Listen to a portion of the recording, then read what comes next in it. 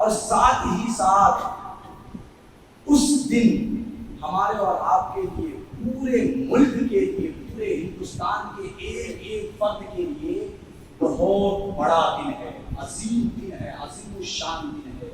اس لیے کہ اس دن کو 1947 کے 15 اگست کو ہمارا یہ ملک عزیز، ہمارا یہ ہندوستان انگریزوں کی ناپاک حکومت سے پاک ہو گیا۔ اس لیے وہ دن ہمارے لیے بہت بڑا دن ہے۔ ایک تو اس دن جہانگیر اشرف سمنانی علیہ رحمۃ اللہ رضوان مخدوم پاک کا اس کا دن ہے، اور دوسرا ہماری آزادی کا دن ہے۔ سمجھ رہے ہیں نا؟ تو اس لیے میں نے اس آیت کریمہ کو موضوع سخن بنایا ہے۔ میں عرض کروں کہ آزادی یہ یوں ہی ہمیں اور آپ کو حاصل نہیں ہوئی ہے۔ آپ تو کھیتی باڑی کرتے ہیں، سارے لوگ تو بزنس نہیں کرتے، بہت سارے لوگ کھیتی بھی کرتے کہ نہیں کرتے؟ اپنا گورن کی کریں کاشتکار کرشی جا کے بولا ہے۔ جس وقت زمین سخت ہو جائے، زمین سخت ہو جائے، آپ ہمیں بتائیں اس سخت زمین کو ہموار کرنے کے لیے، کھیتی کے لائق بنانے کے لیے آپ کیا کرتے ہیں؟ ہمیں بولوں آپ نہ بولیں حال دیں، اور حال دوارا کے مانے انہوں پانی دیتے ہوئے، پانی دیے زمین کر کے نرم کرتے ہوئے، اس کے بعد اس میں پھل ڈالتے ہیں، بیج ڈالتے ہیں، تو وہ بیج لہا کر جب پودا بنتا ہے، پھر پودے سے پھل نکلتا ہے، تو ہم اسے کھاتے ہیں۔ ایک کسان، ایک کرشک، ایک کاشتکار، ایک کھیتی کرنے والا، ایک فارمر جب دیکھتا ہے کہ زمین ہموار نہیں ہے، سخت ہے، تو ایسی صورت میں وہ اسے پانی ڈال کر زمین میں اسے نرم کرتا ہے، ہموار کرتا ہے، اس لیے کہ سخت زمین پر کھیتی نہیں ہو سکتی، سخت زمین سے پھل حاصل نہیں کیا جا سکتا، سخت زمین سے اناج اور غلہ حاصل نہیں کیا جا سکتا، اس لیے وہ کیا کرتا ہے؟ بولیے، پانی ڈالتا ہے۔ پانی ڈالنے کے بعد پھر اس زمین کو ہموار کرتا ہے۔ تو کتنی محنت کرتی ہے، جتنی آسانی سے میں نے بول دیا، کیا اتنی آسانی سے زمین ہموار ہو جاتی ہے؟ بولیے ہوتی ہے کیا؟ نہیں ہوتی ہے، بلکہ سخت کڑے دھوپ میں اسے کھڑے ہو کر کے اور پھر اس میں پانی ڈال کر ہل جوتنا پڑتا ہے۔ کتنی محنت کرنی پڑتی ہے وہ ایک کسان بھی جانتا ہے، ایک کرشک بھی جانتا ہے۔ میں صرف اس کے فارمولا کو آپ کے سامنے بول رہا ہوں، کر کے نہیں دکھا رہا ہوں۔ بولنا اور ہے، کرنا اور ہے۔ جس طرح سخت زمین پر کھیتی نہیں ہوتی اور سخت زمین کو ہموار کرنے کے لیے ایک کسان، ایک کرشک پانی ڈالتا ہے نا، اسی طرح سے 1947 سے پہلے یہ ملک ہندوستان کی زمین ہمارے سجدے کے لیے، ہمارے رہنے کے لیے، ہماری عبادت کے لیے ہموار نہیں تھی، سخت کر دی گئی تھی، ہم غلام بنا دیے گئے تھے۔ ایک کسان جس طرح محنت کے بعد سخت زمین کو پانی کے ذریعے ہموار کرتا ہے، اسی طرح سے ہمارے علماء نے، ہمارے اسلاف نے، ہمارے پروج نے ہمیں سجدہ کرنے کے لیے، ہمارے رہنے کے لیے، ہماری عبادت کے لیے، ہمیں گھر بنانے کے لیے ملک ہندوستان کی اس سخت زمین کو پانی سے نہیں بلکہ اپنے خون جگر سے سیچا تھا، اور 1947 کے جنگ میں ان گوروں کو شکست پار دے کے ملک ہندوستان کو ان کے چنگل سے آزاد کرایا۔ لہذا ان کی اس محنت کو اور ان کی شہادت کو ہم کبھی بھلا نہیں سکتے ہیں۔ اس لیے ہر مسلمان کو میں یہ دعوت فکر دیتا ہوں کہ 15 اگست کو جب آپ کے مسجد کی کمیٹی اور مدرسے کی کمیٹی کی طرف سے 15 اگست کو ہندوستان کا جھنڈا لہرایا جائے گا، اس دن تو آپ لوگ صبح 8 بجے لہرایا جائے گا، تو اس دن تو آپ لوگ کام نہیں کریں گے نا، اس دن تو چھٹی کا دن ہے بھائی، آزادی کا دن ہے، آزادی کا مطلب بھی تو چھٹی ہوتی ہے۔ تو انشاءاللہ العزیز کام بھی اگر ہوگا تو کام بعد میں کریں گے، پہلے ان شہیدوں کی یاد میں اپنے ملک کے جھنڈے کو ہم بلند کرتے ہوں گے۔ آپ لوگ شرکت فرمائیں گے انشاءاللہ۔ جس طرح آج جمعہ کے دن آپ حضرات آئے ہیں، اس طرح سے آپ 15 اگست کی صبح 8 بجے سے پہلے آپ کے محبوب ادارہ مدرسہ مدینۃ العلوم کی مشن کے آپ شہر میں آنے کی سعادت حاصل کریں، اس لیے کہ وہ دن ہمارے لیے بہت بڑا دن ہے۔ ہمیں کسی کو سرٹیفکیٹ دینے کے لیے جھنڈا نہیں لہرانا ہے، بلکہ ہمیں اپنی عقیدت کا، اپنی محبت کا، اپنے ملک پر مر مٹنے کا جذبہ اور حوصلہ بلند کرنے کے لیے اپنے ملک کا جھنڈا لہرانا۔ سب آنے کی سعادت حاصل کریں گے انشاءاللہ العزیز، سب آنے کی سعادت حاصل کریں گے۔ پڑھے درود پاک اللہم صلی علی سیدنا و مولانا محمد معدن الجود والکرم منبع علم والحکمت وآلہ وبارک وسلم صلاۃ و سلام علیک یا رسول اللہ صلی اللہ علیہ وسلم۔ تو میں یہ عرض کر رہا تھا کہ 15 اگست کو سرکار محمود پاک رضی اللہ تعالیٰ عنہ کا قدس سراپا قدس بھی ہے۔ مخدوم اشرف جہانگیر سمنانی علیہ رحمۃ والرضوان کا مزار مبارک یوپی اتر پردیش کے ایک مشہور شہر ایشورچا شریف کے اندر۔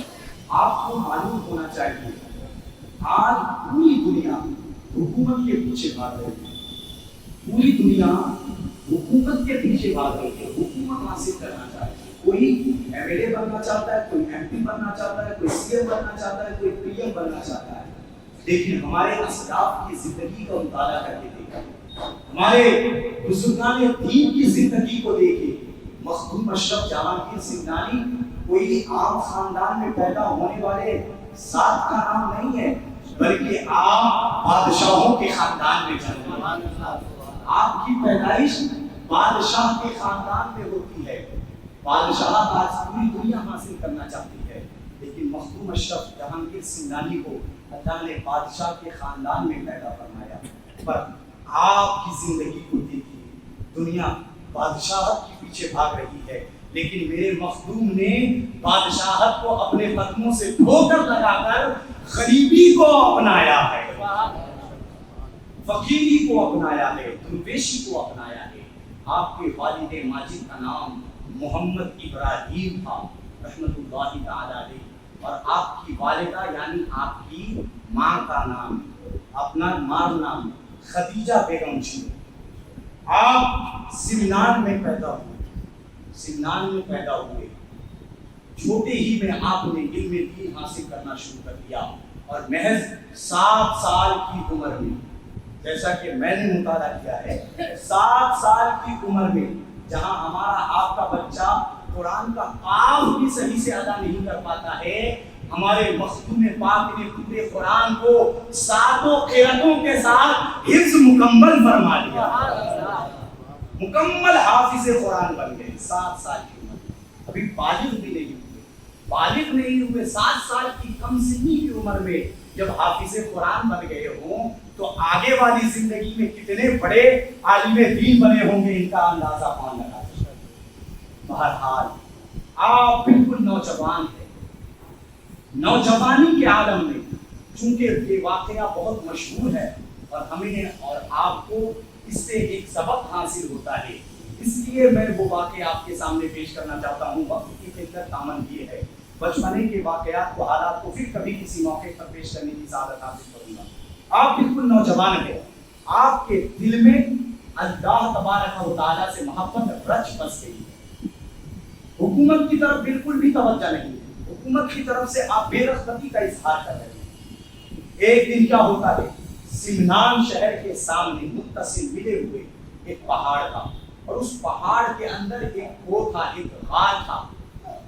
اس غار کے اندر آپ جاتے ہیں اور جانے کے بعد اللہ کی عبادت میں مصروف ہو جاتے ہیں، اللہ کی عبادت میں مصروف ہو جاتے ہیں۔ مخدوم اشرف جہانگیر سمنانی اللہ کی عبادت کر رہے ہیں، کیا دیکھتے ہیں کہ ان کی ماں چل کر آ رہی ہے، ان کی والدہ چل کر آ رہی ہے، اور آنے کے بعد کہتی ہے کہ اے اشرف، تیری اس بے رغبتی کو، حکومت سے اس بے رغبتی کو دیکھ کر میں بہت متفق ہوں، میں بہت غمگین ہوں، میں بہت زیادہ پریشان ہوں، میں سمجھ نہیں پا رہی ہوں کہ تم اب کچھ دنوں کے بعد بادشاہ بننے والے ہو، تمہیں بادشاہت دے دی جائے گی سمنان میں، اور تم اس طرح سے پہاڑوں کے اندر آ کر اللہ کی عبادت میں مصروف ہو۔ ارے تمہیں تو یہ سب چھوڑ کر کے امور سلطنت سنبھالنا چاہیے, بادشاہت کیسے کی جاتی ہے ان ساری چیزوں کو سیکھنا سمجھنا چاہیے. تم یہاں آ کر عبادت میں مصروف ہو.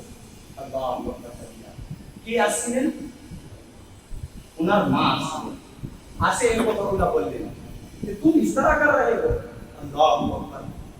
مؤرخین لکھتے ہیں تاریخ کی کتابوں میں یہ الفاظ جیسے مخدوم اشرف سمنانی نے سنا, سننے کے بعد فوراً آپ غضب میں آ جاتے ہیں, غصہ ہو جاتے ہیں, ناراض ہو جاتے ہیں. اب یہاں ایک مرتبہ رک کر میں آپ سے پوچھنا چاہتی ہوں, کیا شریعت میں ماں کے اوپر غصہ کرنا درست ہے؟ ماں کے اوپر ناراضگی کا اظہار کرنا درست ہے؟ نہیں ہے. لیکن مخدوم اشرف جہانگیر سمنانی جنہیں اللہ ولایت عطا فرما رہا ہے وہ ناراض ہو رہے ہیں, غصہ ہو رہی ہیں, تو اس کی وجہ کیا ہے؟ تو اس کی وجہ سنے. اپنی ماں کے وہ اس قدر فرما بردار تھے کہ ماں کے اوپر غصہ کیا کر سکتے ہیں. جب اللہ تبارک و تعالی نے خضر علیہ السلام کو ان کے خواب میں بھیجا, ماں کی فرما برداری دیکھی, ماں کے اوپر کیسے وہ ناراض ہو سکتے ہیں. حضرت خضر علیہ السلام کے اللہ تبارک و تعالی انہاں خوابের মধ্যে পাঠালেন. خواب মানে স্বপ্নের মধ্যে পাঠালেন اور بھیجنے کے بعد حضرت خضر سے فرمایا کہ اے خضر جا کر میرے اشرف سے کہہ دینا کہ تم یہاں کیا کر رہے ہو. اگر تمہیں اللہ کا محبوب بننا ہے تو ملک ہندوستان کے لیے سفر کرنا چاہیے. دنیا میں کتنی زمینیں ہیں, اللہ نے کتنی بڑی دنیا کو بنایا ہے, لیکن جب اشرف کو اللہ نے چنا ہے کسی زمین کی خدمت کے لیے تو ملک ہندوستان کے لیے بھیجا ہے.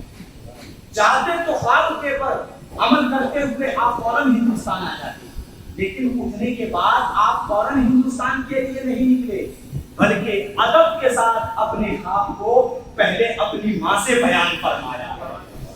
یہ میری والدہ ماجدہ, میں نے یہ خواب دیکھا ہے, آپ کیا فرماتی ہیں؟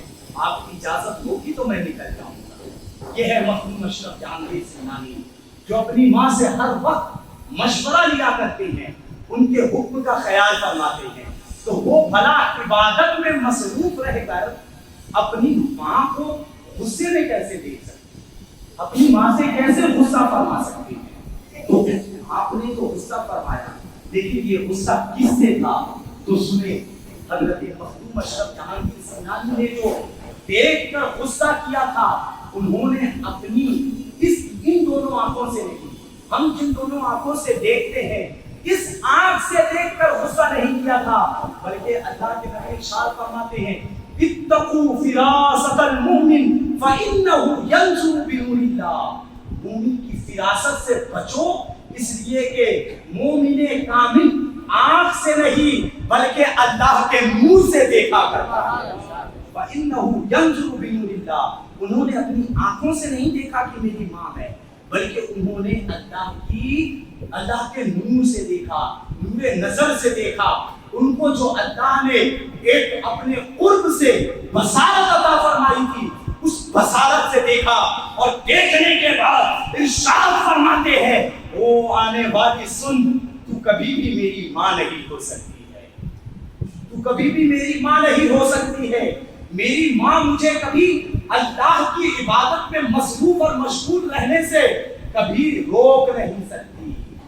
میں یقین کے ساتھ کہتا ہوں تو میری ماں نہیں بلکہ مجھے کوئی دیوتا نظر آ رہی ہے, کوئی دیوتا نظر آ رہی ہے, شیطان معلوم ہو رہا ہے. حضرت مخدوم اشرف جہانگیر سمنانی سامانی کے چوچڑی علیہ الرحمت و رضوان نے جب نور نظر سے دیکھ کر اس خاتون سے کہا کہ تو میری ماں نہیں ہے, تو شیطان معلوم ہوتا ہے, تو ابلیس معلوم ہوتا ہے, تو کوئی دیوی اور دیوتا معلوم ہوتا ہے. وہ عورت آنے والی خاتون کہتی ہے اے اشرف تو یقینی طور پر بچ گیا, اللہ نے تجھے میرے چنگل سے بچا دیا. میں تیری ماں نہیں بلکہ ایک دیوتا ہوں, ایک شیطان ہوں, تجھے اللہ کی عبادت سے بھٹکانے آئی تھی, لیکن اللہ نے جو تجھے نور نظر عطا فرمایا ہے اس کی وجہ سے تو آج بچ گیا. فَإِنَّهُ يَنظُرُ بِنُورِ اللَّهِ.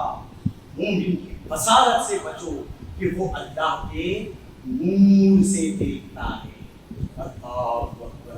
اللہ نے آپ کو وہ بصارت عطا فرمائی کہ دیوتا اور شیطان ماں کی شکل میں آیا، ہم آپ ہوتے تو پھنس جاتے، عبادت چھوڑ دیتے، ترک کر دیتے، اٹھ جاتے، بادشاہت کی طرف لوٹ جاتے، لیکن آپ کو اللہ نے وہ نور نظر عطا فرمایا تھا، اپنے دین سے وہ پیار عطا فرمایا تھا کہ حضرت مخدوم اشرف جہانگیر سمنانی سامانی رضی اللہ تبارک و تعالی عنہ نے شیطان کو پہچان لیا، لاہور پڑھا اور پھر سے عبادت الہی میں مصروف ہو گئے۔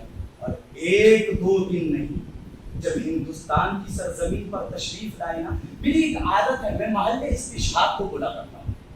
محل استشہاد یعنی جن باتوں پر غور کرنا زیادہ ضروری ہے، یا جو باتیں ہمارے لیے زیادہ فائدہ مند ثابت ہوتی ہیں، میں اس کو بولتا ہوں۔ سمنان ملک ہندوستان سے بہت دور ہے، جب آپ تشریف لائے نا تو آپ بہت سارے ملک سے ہوتے ہوئے ہندوستان تشریف لائے، لیکن ہندوستان میں ہم اور آپ بھی رہتے ہیں، ہم آپ ہیں نا، الحمدللہ ہم رہتے کہ نہیں؟ اور ہندوستان کے کس صوبے میں رہتے ہیں؟ بولے کس صوبے میں رہتے ہیں؟ صوبہ کے کی بولا ہے بنگلہ دیش؟ صوبہ صوبہ صوبہ مانے نہ شوکت نہ ضلع میں کی بولے ہوتے ہیں؟ پچھم بنگال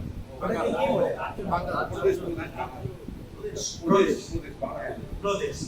تو ہم لوگ ہندوستان میں بہت سارے پردیش ہیں، ہندوستان کے کس پردیش میں رہتے؟ بولیے ویسٹ بنگال کے اندر رہتے ہیں۔ مخدوم اشرف سمنانی سے جس قدر عقیدت پوری دنیا کے لوگوں کو ہے نا، اس سے زیادہ عقیدت ہندوستان کے اندر صوبہ بنگال میں رہنے والے مسلمانوں کو ہونی چاہیے۔ سمنان میں بادشاہت کو چھوڑا، بادشاہ کے خاندان میں پیدا ہوئے، چاہتے تو باپ کے انتقال کے بعد خود بادشاہ بن کر سمنان میں رہ جاتے، لیکن جب آپ سمنان کے سرزمین کو چھوڑ کر ہندوستان تشریف لاتے ہیں تو ہندوستان کے کسی اور صوبہ اور کسی پردیش میں نہیں، بلکہ ہندوستان کے صوبہ اور پردیش مغربی بنگال کے اندر مالدہ میں جو ایک شہر پندوا شریف ہے، وہاں آپ تشریف لاتے ہیں اور ایک دو سال نہیں بلکہ 12 سالہ زندگی اسی مخدوم کی بارگاہ میں گزارتے ہوئے۔ سوچیے، سمنان میں پیدا ہونے والا بادشاہ بنگال آ رہا ہے، کوئی تو وجہ ہے کہ ان سے اور ہم سے، ہمارے اور ان کے درمیان اللہ نے ایک رابطہ پیدا فرما دیا ہے، جس رابطہ کے بارے میں ہم نے پہلے کہا، اب کوئی یہ نہ کہہ پائے من دیگرم تو دیگری، ہم اور ہیں اور مخدوم اشرف سمنانی اور ہے نہیں، بلکہ اگر مخدوم اشرف سمنانی جان ہے تو ہم اس جان کے لیے بدن اور جسمان ہے۔ مخدوم اشرف سمنانی 1-2 سال نہیں بلکہ 12 سال بنگال کے اندر رہے۔ کیوں؟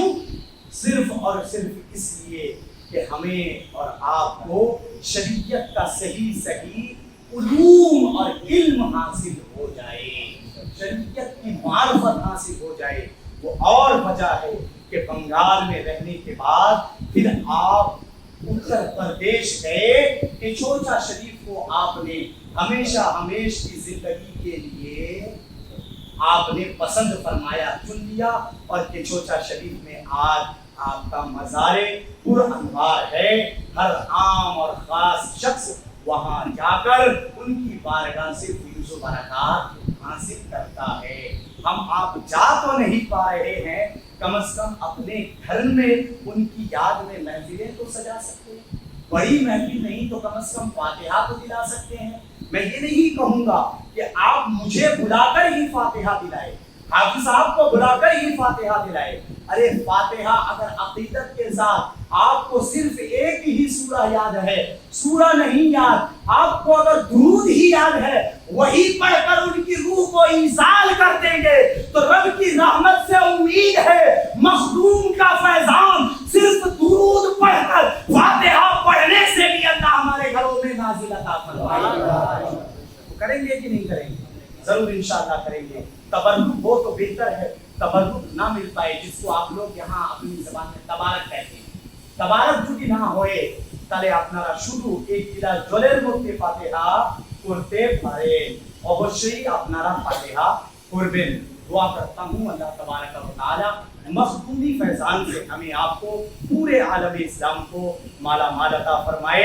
اللہ تعالیٰ ان سے ہماری عقیدت کو محفوظ رکھے, ان کے غلاموں میں قبول و مقبول عطا فرمائے.